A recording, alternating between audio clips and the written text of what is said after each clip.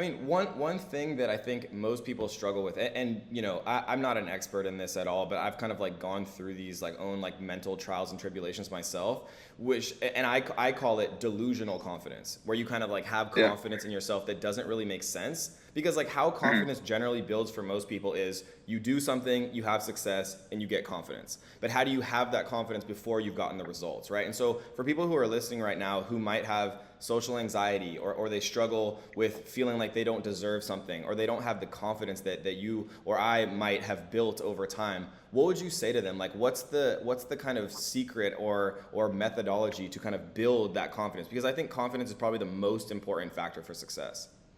No, I agree with confidence is the X factor. And what confidence is comfort, right? Confidence equals comfort.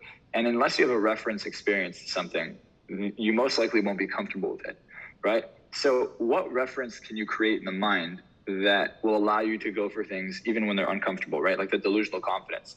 Now, it's not like I don't get uncomfortable, right? It's not like when I go on stage, there are times that feeling will come up, but I've become so comfortable with uncomfort that it doesn't bother me. And that's when I think people reach true confidence. So for anyone who's dealing with social anxiety, or they're a little bit nervous or stressed and they're not as confident as they can be, look, it's not going to happen overnight. I'm 22, but I've been doing this since I was 15. And I've been doing what I've done from 15 to 22, people won't do in 40 years, even if they're working every day, because I constantly put in the work. And people kind of, a lot of times I'll meet people and they're like, you know, you're unique, you're special.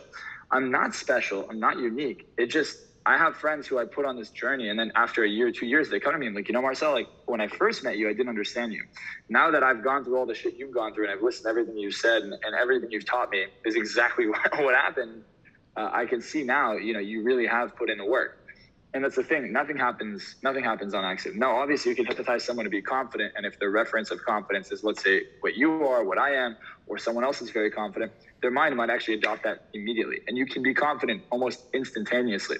However, for those of you who don't have access to hypnosis, what you can do is you can literally just go get comfortable with being uncomfortable. Approach 10 people in a day, get it rejected 10 times, do it every day for a month, and you'll never be insecure again. That's how easy confidence is. But how many people have done that? You've done it once or twice, and then you stop. You do it every day, just 10 people a day. That takes you maybe 5 to 10 minutes a day, right?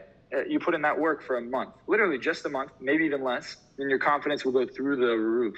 Yeah. And yeah, it's so easy. Just most people are scared of it. And I promise you, if there's any trait I had, people said, hey, Marcell, if you had to go back in time and you can only take one thing with you, whether it's money, my reputation, my brand, I would just say confidence.